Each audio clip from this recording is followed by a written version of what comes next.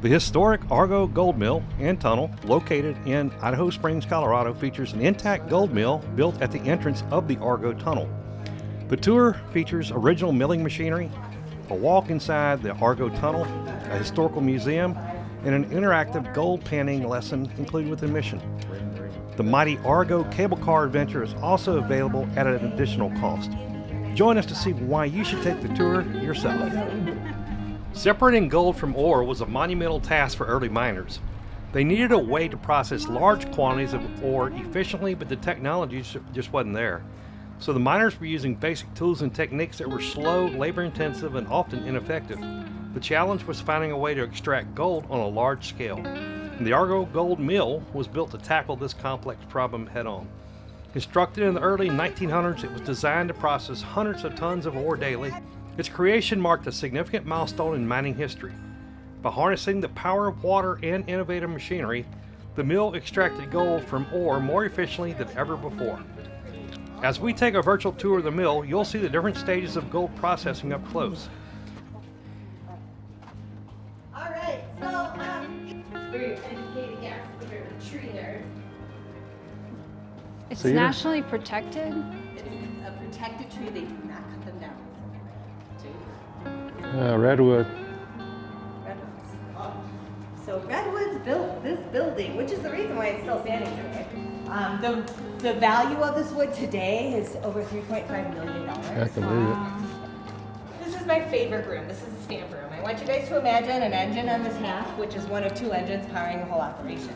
But right here and here on these platforms were two stamp mills. And the one you're looking at is just my Fisher-Price version, toy version. We created it just to show you how it works. But our stamp mills that we had here were massive. There was 10 steel hammers over there. Each hammer weighed 1,050 pounds. When extended, it was less than an inch from the ceiling. And with the bar, each hammer was 3,000 pounds. Wow. Now, all the ore leaving our tunnel would usually be this consistency because it had to be small. It didn't have any rock crushing until it got to this room. So all the ore would flow out of a bin onto a fitted steel plate, and then the hammers would crush the ore into a gravel. I'm going to run my toy machine. You guys imagine a cooler one? Okay.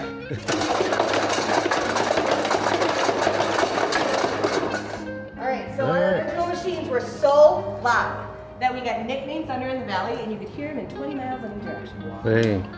There was 120 decibels coming from this room, and so no one actually worked in the room because a half hour would make you deaf for the rest of the day. Yeah. 1 hour was the rest of your life. Don't get it. Well, the trough of oatmeal, which was just crushed up rock and water, flew past him, and he would look at it, touch it, smell it, and taste it. Decide how acidic it was, and then add soda ash to neutralize it out. And if you didn't do this properly, we had potentials of massive accidents.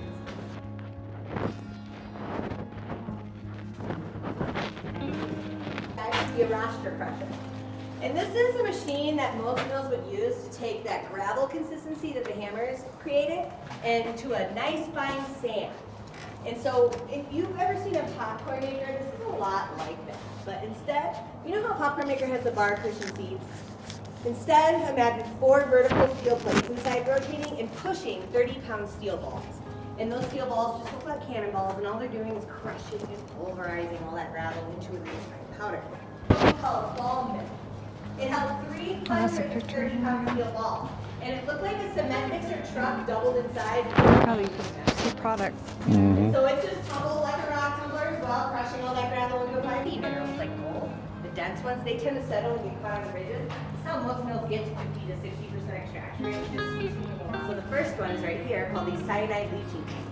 This one in particular was repurposed and used as an orbit, and that's because you're not in the right room.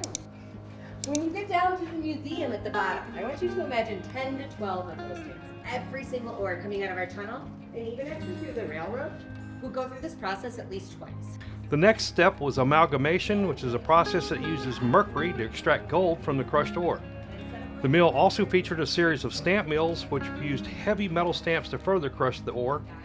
And each stage was crucial to the gold extraction process. The impressive engineering involved in building the Argo Gold Mill is still awe-inspiring today. One of the most impressive aspects of the Argo Gold Mill is its sheer scale. The mill was built to handle massive amounts of ore, and its machinery was truly cutting edge for its time. A key piece of machinery that stands out is the giant stamp mill, which could crush tons of ore per hour. And what's remarkable is that this machinery was built over a century ago, yet it still showcases the ingenuity of its creators.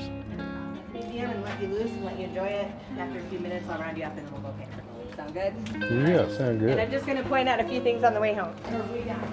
So this is actually a washing machine, she was saying, and the gold was attracted to their clothes, and she actually used Lysol on that to attract the gold. But this is actually a huge washing machine. Poop.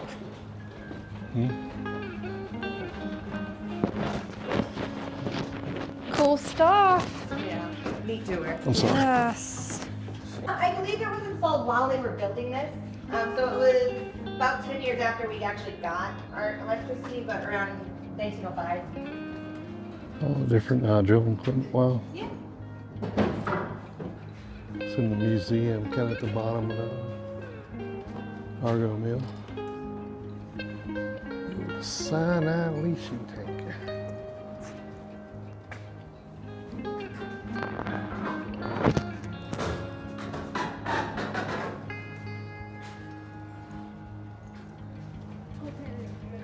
Time to pan for some gold. This is in one of those tanks. A lot of accidents happen due to the cyanide being in the water. I can imagine. Area.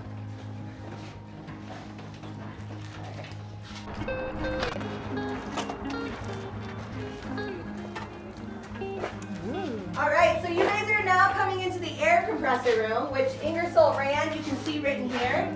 This is a really well-known company today, and they merged in the year 1905, which is relevant to us because we received our air compressors in 1905. Where you at? Oh, taking Take a pictures? picture. All right, nice. Hard hat looks really good on you. The 4.2-mile Argo Tunnel was completed in 1910. Its purpose was to drain water and provide ventilation and electricity to dozens of interconnected mines, all hauling ore to the mill for processing. The tunnel stretches through the mountain all the way to Central City. The water coming from the tunnel today is acidic. This bright one that looks like a latte normally looks like a chunky latte.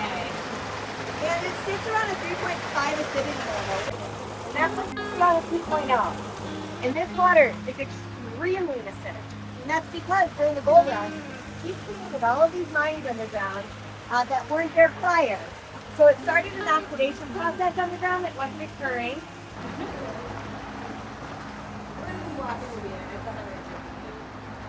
Stay to the right side by the rope. There are puddles on the left, and that's why my shoes are just. You mean leave same this color open as or the close floor. it? You can keep it open. I have a lot of people who Okay, freak out if I did it. claustrophobic.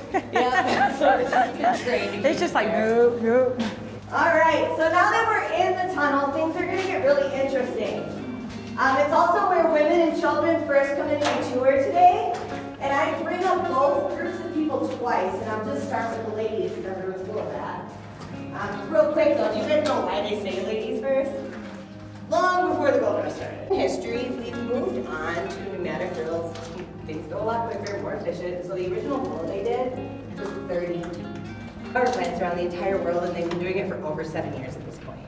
And so, what it is 5.5 inches of a non-corrosive paint that the School of Mines created. And so, every 2.5 years or so, one of my professors comes through with his safety mining class that he has that semester. They're going to pull out all those bolts, open it up, and then there's just more bolts on either side. Don't open it, don't open it. It's got tons of pressure back there, y'all. We That's would cool. not want him to be able to open it. This was it originally. But it would have been bad business for them to actually seek it out because they were. But they're going to open it evidently and start mining in it And so eventually when at they some point this year. All right, so I actually put 3 different minerals in your pan. Silica is the most abundant.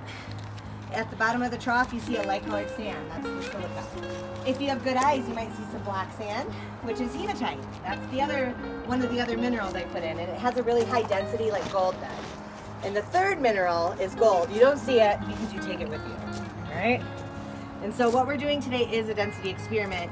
If you guys have your own method, by all means use it. I'm just teaching you mine, okay? All right, so what we're gonna do is 2 motions. The first one's called the shake, shake, shake. Second one's the back and forth. And when you get your pan, these ridges should be on the outside or whichever direction you go. But keep in mind, no one had ridges during the gold rush. Everyone just had regular pans. And they knew that water would separate different densities, okay? So that's all we're doing today. And so my first motion, the shake, shake, shake, is the simplest. All you do is dip your pan, put a little bit of water in there, and use the little bit of water to separate your minerals. So I did a good shake, but if you guys want to not lose your gold today, just pick up your pan and shake it every 10 seconds, okay? If it's been longer than 10 seconds, it's been too long. So shake, shake, shake. Now the second one I called the back and forth, and that's because all you do is go back and forth. But notice how I'm at a vertical angle. You're not going to want to do that, but you're going to have to in order to move along in this process. So notice how when I go back and forth underwater, stuff floats out of my pan, but all the black stuff stays behind. I just don't have enough gold to give you like a huge gold line. We'd all just retire afterward if that was the case. So the hematite's there to let you know you're doing a good job if you're worried you're losing your gold, okay? And so every 5 to 10 seconds, pick up your pan and shake it again, and with patience, eventually you're gonna get down to only that black sand and gold. And so, I'm gonna go fast. You guys just take your time. See how I'm almost down to just black sand? Now you'll notice the gold is just as heavy as that black sand. Oh, yeah. And so it's sticking at the bottom, even when you don't think it is. All right, Sarah, what you doing? Panning for gold, or All right. panning for sand.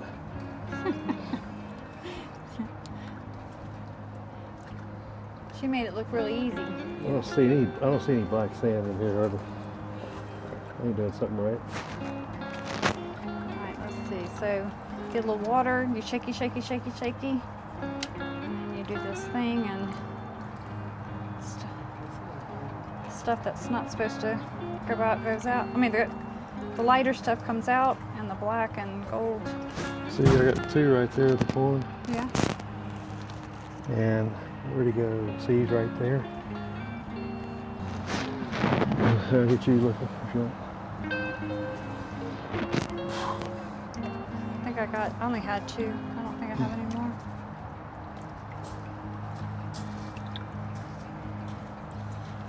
Might be one right there.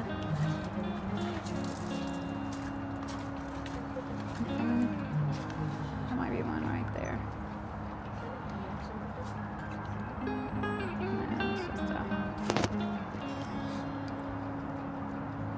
I think I got my 2 little bitty ones. All right, here's gold mine. Rendering that's of that and what it's going to look like when they get everything built out. It's cool. That's what she showed me. And that cable car, it's a cable car. Okay. Will bring you, I think, all the way up to the top, which you can see over there. What all they have, so it's kind of neat.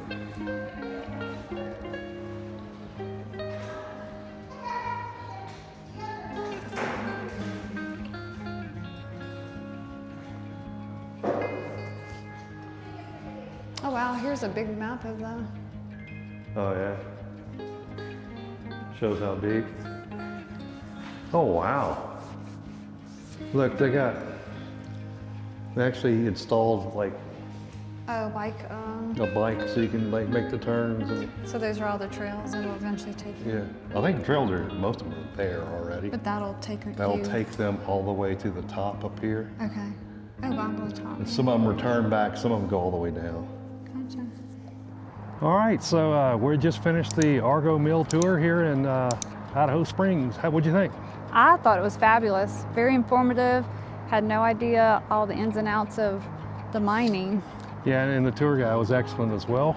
And it Made it was nice entertaining? because she's actually a student. She's, At the, what is the Colorado School of Mines in Golden. yeah. So she has back knowledge of it because she's learning it through school and the tunnels, talking about the tunnels and everything that, you know, the history of it and the current.